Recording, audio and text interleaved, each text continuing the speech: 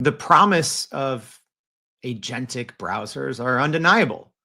Like, this thing can go do my work while I just go make myself a coffee or take a break. Yeah, it's amazing. But there's a sometimes hidden downside, right? Because I think we can all probably agree, especially if you're listening to this show, that there's an element of AI browsers being a cheat code, but are they too risky?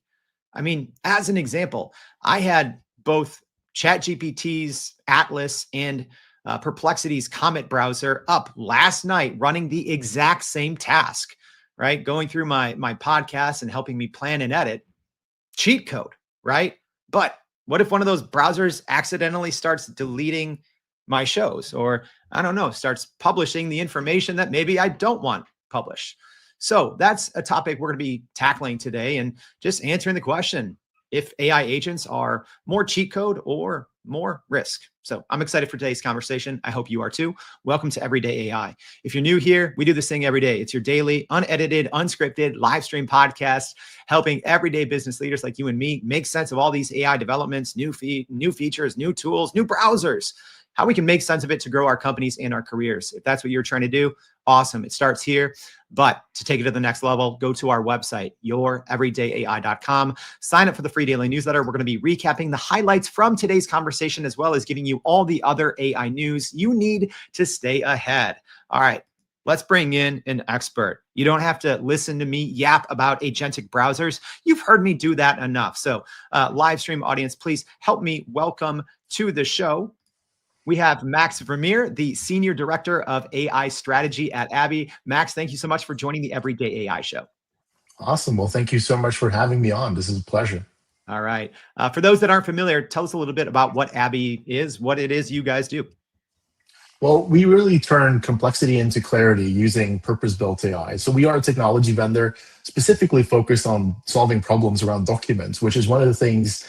Actually, quite funny enough, I was researching it yesterday that we've been using documents as humans for over 5,000 years. And interestingly, we've never used more of them. So even though we had all of our switches over to digital, there's never been more documents, there's never been more unstructured data, and it's becoming the dark matter of businesses. So that's what we're trying to solve as an organization. And, I'm curious because I'm sure you all are fielding these kind of questions all the time. Is there a big appetite with the companies that you're working with right now? Are people asking, right? Like, hey, should we be using agentic browsers? What's kind of the overall sentiment right now in the enterprise in terms of have a lot already adapted them? Is it still a question mark? Are people staying away? What's it like? I think it's definitely still a big question mark, simply because enterprises, they're big ships. They don't kind of twist and turn as easily as we people personally can say, well, I'm going to have a play with this new agentic browser from OpenAI or the one from Perplexity. So they're still digesting, in all honesty, what the investments that they made a couple of years ago in Gen AI. They're still trying to figure out what do we do with agentic now that it's here, and everybody's talking about the promise. And now there's actually this thing called agentic browsers, which allows me to use the interfaces I already have if they're web-based, because let's be honest, there's still a lot of applications in the enterprise world that are a desktop application that have zero web interface. And they're trying to make sense of it. The interesting thing is, in the enterprise space, there's always been something called robotic process automation, which basically allows you to manipulate interfaces. So agentic browsers basically do the same thing, just at a different level, in honesty. So it's a bit of a flashback and also a new technology at the same time. But the interesting bit is all of these, let's be honest, it's all hype cycles that are happening, are getting so short. It's really difficult for enterprises, customers of ours to navigate all of that. And that's where they're also looking to us as ABBYY and also to me, for example, to help them, hey, how do I make sense of all of this and what do I actually need?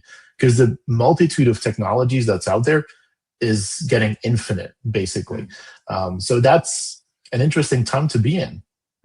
So let's skip to the end and then we'll work our way back. But to answer the question, are agentic browsers more business cheat code or more unknown risk? What's the answer to that question, at least right now? So I think in a lot of sectors, they're absolutely unknown risk at the moment. Again, it comes down to from which lens you're looking at it. Whether it's as the business, then it's absolutely going to be unknown risk or actually known risk, but no idea how to solve for that problem at the moment. From a personal perspective, personal productivity, well, it's pretty cool what you can do with it and how it can help you do the work that you're supposed to be doing in a faster way. But it's exactly the same story again when ChatGPT, a lot of the other LLM based tools came out, where everybody starts seeing, okay, well, I can actually help this increase my personal productivity. Whether that's allowed or not is to be debated because that's the whole compliance area around it that had to be figured out by the organizations. But then we get back to steering the ship and making it alter course is not as easy. Mm. And maybe let's before we get super dorky, because I hope we can here in a minute, but let's bring everyone else up to speed here, right? And if you're a longtime listener of the show, like I said, you've already heard me yap for 10 plus hours about agentic browsers. But maybe Max, can you explain to our audience that just maybe hasn't used it, or they're like, wait, what the heck is an agentic browser? Like, what is an agentic browser? How does it work? And what's the big differences maybe versus using ChatGPT versus even maybe using like an agent in a browser versus an agentic browser? Yeah, absolutely. So the beauty of it is that it actually has access to your browser, which means it has access to everything that you would typically do. It's not working in a silo. So we had, for example, the agent that you already had in ChatGPT before, which had its own browser, but it didn't have any really context of who you are, how you use the internet, which sites that you actually use, or what your login is, what your actual favorites are, and your history of what you've purchased on Amazon, and the things that it could know about you because it's in your browser. So that's the big difference. And so one of the use cases that actually I love about it is that if there is repetitive things, I'll give you an example. We have a wonderful procurement system where you have to go through multiple steps to get your expense reports done. I love the agentic browsers because now I can just say, well, here's this little Google folder where it has all of my receipts. Use our technology because it can also make some fancy calls to our services to extract all the data and then use that to fill it into this form. So I don't have to do it. So I can just sit back, relax, go make a coffee, and by the time I get back, my expenses are done. Instead of having to do this myself, lose or waste time on it, or actually have somebody else, an admin, do that. It's a huge time saver. Question is there any guidance? Is there any compliance? Is there any things that I actually should or should not be doing? Mm-hmm. This is the part that, because it's so new, for a lot of organizations, it's still going to be quite a big question mark about how they will let people leverage it or what they can actually do to stop it. Because this is, let's be honest, this is also the reason why OpenAI created it. They were having a lot of pushback on actually accessing websites that did not want to be accessed by their services because they felt like, well, they could take things that we don't want them to take. So they gave people a browser. So now they're literally just another browser that people can leverage on their own and get access to. So it's an interesting predicament where a lot of people will be finding themselves in, but that's basically, in essence, what allows you to do. It takes over what you actually would do in essence yourself. And yeah, we're definitely going to dive in the latter half of today's conversation on the risk compliance side, right, and ethics.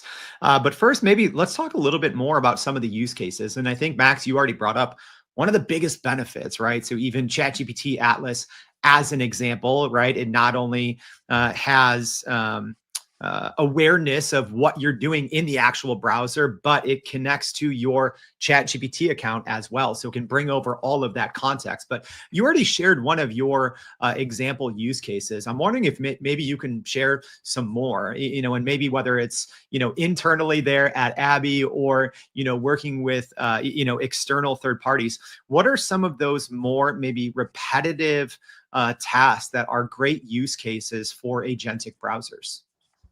So I think everything in terms of data transfer, right? So a lot of times there are still systems that are not interconnected. They don't have APIs, or there's no bandwidth within the IT departments or the COEs to actually set up those connections in between those different systems. Then using an agentic browser to simply have two tabs open and go like, well, this is your task. Take all the data from system A, put it into system B, which oftentimes in a lot of organizations is still the actual existing process. Somebody takes data from one system to another to actually make the process happen. I think that's a great use case for it, which is very similar again to robotic process automation, which was one of the main use cases we had there. But more on the personal productivity cheat code side, I think also what I've been using it for is when I need to book travel. We have a travel system that allows me to kind of figure out where I need to go. Well, I just, instead of trying to figure out which flights I want, I have a standard prompt that I tell it, well, this is how I want to use it. This is my favorite airline. This is kind of the price range you have to keep in mind. And if there's flags bubbling up from our travel policy, well, try to figure out a way around it so I don't have to do the searching. It's these repetitive things that oftentimes you go through, whether that's buying the same shopping list every single week, or it's doing the same kind of manipulation of information or knowledge work, trying to find something. The benefit of it is you can give it a task and it can keep going until it actually finds what it's trying to do without you actually having to spend that time, and actually can do something that is higher value, which is lovely to see. Yeah. And this is one thing that I've been thinking about and talking about a lot on the show. Is it seems like agents, we heard back in 2024 is the year of the agents, 2025 is the year of the agents. And it seems like it keeps pushing back. I've personally been way more bullish on agentic browsers in terms of companies being able to actually start using agentic capabilities. I'm wondering, is this the case, or what are you seeing in terms of Gen AI implementation? So it's interesting because we've been doing surveys of a lot of industry experts and also just the decision makers on this technology over the last couple of years. 2024, we did a study that talked about, hey, how are you investing into Gen AI and why are you investing into Gen AI? That actually showed that the majority of people that responded to the survey simply said, we've got fear of missing out or fear of looming obsolescence. We feel we're going to be out of the market if we don't jump onto this, because that was the general feeling that everybody had. If I could have a couple of dollars for every single time, this technology is now dead because we have large language models, I would be sitting on a large heap of cash. That is just a fact. Everything suddenly went through this hype cycle of, oh, well, this is no longer necessary because we can use this for it. It was very much seen as a silver bullet.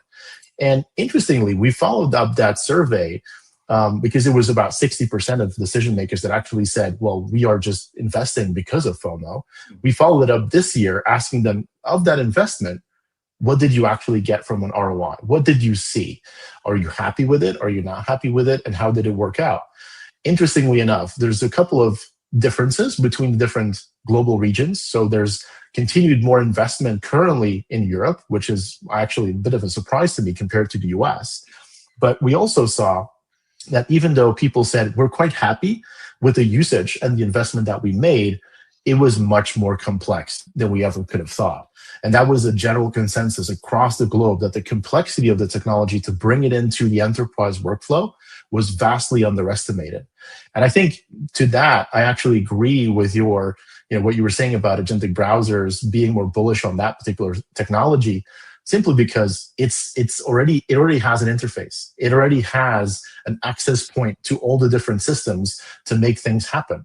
So that's a huge difference. Whereas Gen AI in itself had to be integrated because it is just a technology, where agentic AI is, of course, also something that is much more geared towards having its own workflow, orchestration, and tie-in to a lot of different tools and activities, access to data, which is not easily accessed, well, actually not easily made available.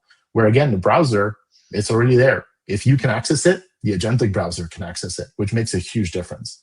All right. It's undeniable. It does make a huge difference, right? Having an agentic browser be able to access whatever you're logged into in the context of your conversation. But with that, obviously, comes potential huge downsides, which we're going to get to in just about 30 seconds after a quick word from our sponsors.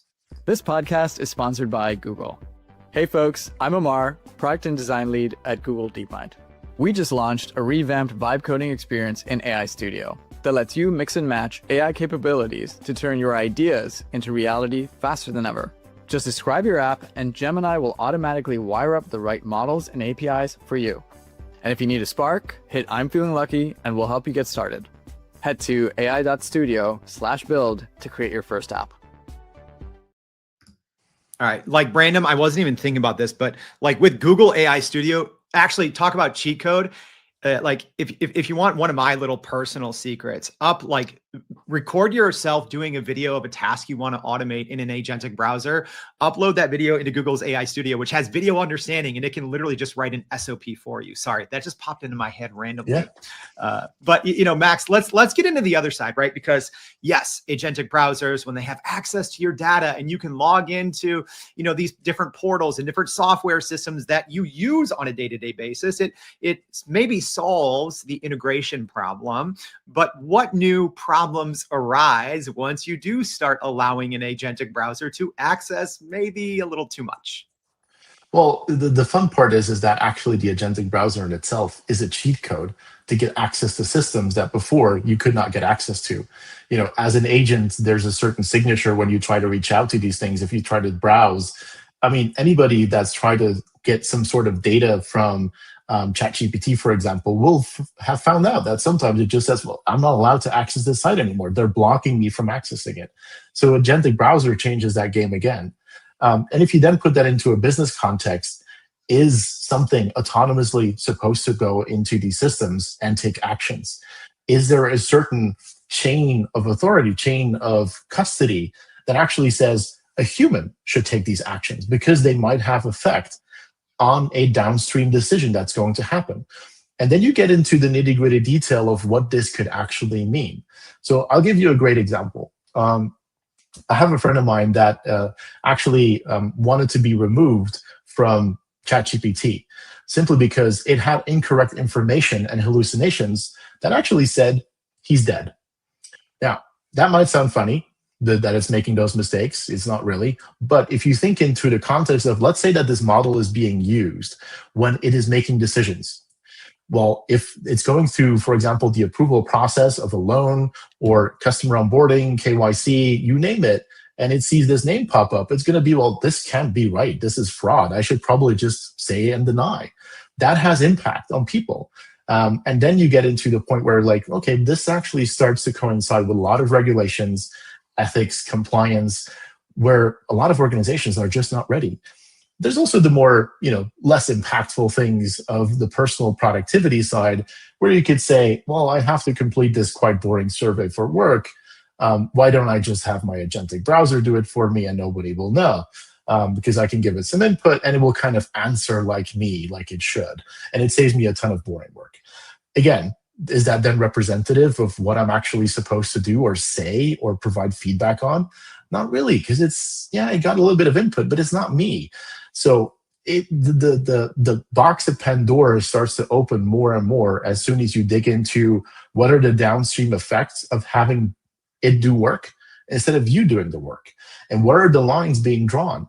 Because right now, there is no legal framework, there's no compliance framework that is happening in these browsers. Not like if you start doing something that it goes, well, you probably shouldn't do this because then you will not comply with NIST, with the AI Act in Europe or the U1 in the US. And so that list continues on.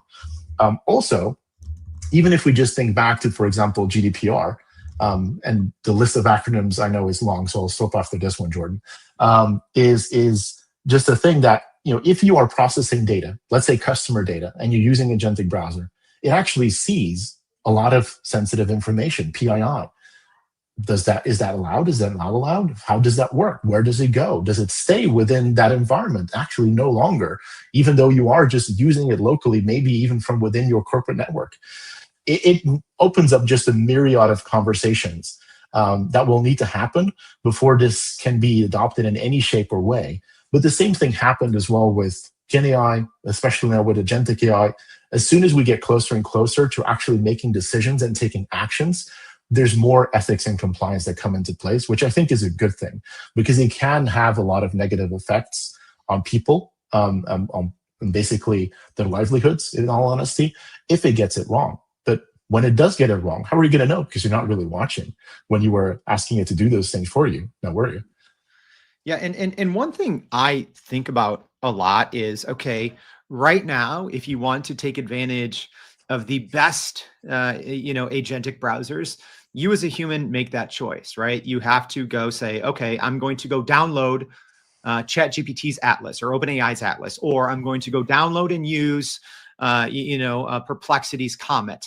However, about 3 weeks ago, Microsoft rolled out their Copilot mode more broadly, right, which opens it up to a lot of people on the enterprise using Microsoft Edge. Inside Google Chrome, they've been updating agentic capabilities, and I'm sure at some point their Mariner agent is going to be rolled out generally. So what happens then, in 2026 and beyond, when you aren't making that intentional decision of, oh, I'm going to use an agentic browser, versus when your default browser, the one that your company is telling you to use, might all of a sudden have agentic capabilities? What does that look like? And maybe what new layers of complexity might that introduce? Well, I think it all starts with simply enabling people to actually understand the effects that it might have of using these tools, especially as they become more and more accustomed to it. I think if we look at the fact that it's now so easy to create fraudulent documents, for example, using image generators. Everybody loves all of the videos that are coming from Nano Banana and the images that are now possible with VO. But okay, you can also create documents that actually say that you have a higher salary than you really do. It's just as easy. So if you think about that in context of these browsers and the capabilities that they will have, again, in terms of what they can do for you, how they can commit to the work that you're doing, and even perhaps at that point in time, in a year's time, take so many actions and pull in all of their other capabilities from these large language models and everything around Gen AI, it really starts to become something that like, well, we should probably hold back on allowing this in any level of the enterprise where there is an impact on any possibility whatsoever, upstream, downstream, on somebody or a customer. Because until there is that true enablement of your organization about how to leverage this properly, how to understand all of the compliance and regulations around it, I think it's a very risky thing. In all honesty, the problem that I see right now leading up to it is because it is getting kind of, like you said, smoothly put into all of the existing browsers that everybody's already using today. It's not going to be a conscious decision anymore to go download a separate thing. It's just going to pop up. And I think it's going to be really hard for organizations to update their applications to detect that it's actually an agentic browser that's using it. So they can block, they can hide, and etc. Of course, you have all of the IT possibilities to make sure that those things don't get installed or they're turned off. But not every single organization has those things in place where there are policies that say you cannot use the capability from Google, you cannot use the capability from Copilot. It's going to be yet another level of policy and also just work that's going to have to happen to make sure that these capabilities are used in a safe way. But I hate to say it, the problem always comes back to it's us using it. So it's usually the humans that make the mistakes or ask the wrong things or don't understand how the technology works. It's never really the technology's fault in itself, but it's us. Yeah, and it always boils down to the human element, right? And one human I don't want to be in 2026 is someone in IT, right? Because it's becoming more and more complex to protect and even understand how your company's data is being used as these capabilities get rolled out, not just, inside the large language models we use, right? Like they're all bringing in these connectors now that can connect to enterprise data, but then, like I said, in the browser as well. So for those people, whether they're in IT, C-suites that are, taking care of data decisions, how should they be looking at setting future policies, right? When it is so hard, even I do this every day. This is all I do. And it's hard for me to keep up. So how are those technical decision makers supposed to make the right decisions, yet still innovate? It's going to be really hard for them. The only advice that I can really give is two things. One is based on data. So again, in our survey that I talked about earlier, we actually saw that organizations that are not continuously investing in Gen AI technologies have more shadow IT popping up or shadow AI popping up. So that's interesting. So basically it says, if you're not giving your basically your internal customers what they're asking for, then they're just going to bring it on their own, and then you have zero control. then you have no idea that it's happening. You have no idea what's going on. So it is actually better to invest and allow them to use these tools and give them the tool in itself, but under your domain, under your control, and being able to make sure that there is some level of, okay, I have a handle on it. I might not exactly like everything about it so far, but at least I know that it's happening and I can make policy based on how they're using it. So that would be my database recommendation. Now, if we go back to a little bit more the bigger picture, I do have to say that if there is the best advice that I can probably give when it's about which decisions to make, which policies to make, also just to rethink how a business works, is exactly the last sentence. Rethink how your business works. Don't try to plug in this new technology into an existing workflow, into an existing process. It might make it a little bit faster if you're lucky. It will solve a problem at one particular point, but it will create another one down the line. You have to really rethink exactly how your business operates and then choose the right technology for it. I will also say that oftentimes it's not going to be Gen AI. It's not going to be an agentic browser. It could be a simple, good old regular expression that is going to solve your particular problem in a certain step of your process. So because this is also the thing that I've been seeing, I don't know if you've been seeing the same thing, Jordan, watching all of this go down over the last couple of years, is that people have kind of like tunnel vision on the latest new thing, and everything else that was good and actually solved problems before suddenly isn't good enough. Yeah, absolutely. I mean, shiny AI syndrome is probably one of the biggest obstacles holding any enterprise back, right? But you know, we've covered a ton in today's episode, Max. So like, as we wrap up, I'm not going to make you look in your crystal ball, but here we are, you know, toward the end of 2025, heading into 2026. I want to talk about the high side. What is the high side of, you know, agentic browsers in terms of being a cheat code, right? What might we see in 2026? And then what's the high side of risk? So, you know, maybe you can kind of forewarn our audience, you know, what's the extreme in both cases that you might want to be looking at for next year? Well, on the extreme side of, you know, the reward, I would say, the cheat code, I think, you know, as these technologies continue to evolve, they'll be better and better at navigating really complex workflows, really complex websites, basically, which will allow you to basically be able to say, well, I am now going to fully automate this. I'm going to simply say, provide you with the data. I have, you know, prompt management, and you can have repetitive tasks just happen. And I actually see this happening, that you'll have the capabilities, like you can run your particular research or you can run your particular task on demand, on schedule, like for example, within the existing LLMs. You're going to be able to do it with your browser. You can say, well, every single week, I want you to go get my shopping list done. Every single week, I want you to go do my reports. Every single week, I get a question from this particular person, or even become even more ad hoc. Watch my email. If I get this particular kind of request, then go do this. It will get to that level. And because of the ease of the fact that you can just describe what the workflow is, that is going to be the absolute cheat code. Anything that you can describe that is repetitive, you're going to basically be able to pull out of your day-to-day job. On the risk side, and I think you started off with it, what if it suddenly makes a decision or a wrong kind of estimation? Because this is, in the end, probabilistic technology. You can ask it the same question twice. You will never get the same exact answer. And we can do everything that we want, but even the builders of this technology have admitted the way that we train it right now, it is built to always give an answer, no matter whether it's right or wrong. So that is something that you have to factor in. And that's really the crux of it all when it comes to the risk. There is very limited amount of, I would say, guardrails that are by default there, because of the technology itself. It's almost impossible to kind of keep it in a straight lane.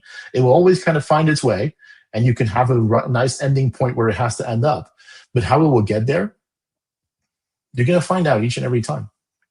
All right. Such a great conversation and timely insights as well. So Max, thank you so much for taking time out of your day to join Everyday AI. We appreciate your time and your insights. Thank you. Awesome. Thank you so much for having me, Jordan. All right. And if you miss anything, y'all, don't worry. We're going to be recapping it all in today's newsletter. We're also going to share the study that Max was referencing there as well, in case you want to know more. So thank you for tuning in. Make sure you go sign up for the newsletter, youreverydayai.com. Thanks for listening today. Hope to see you back for more everyday AI. Thanks, y'all.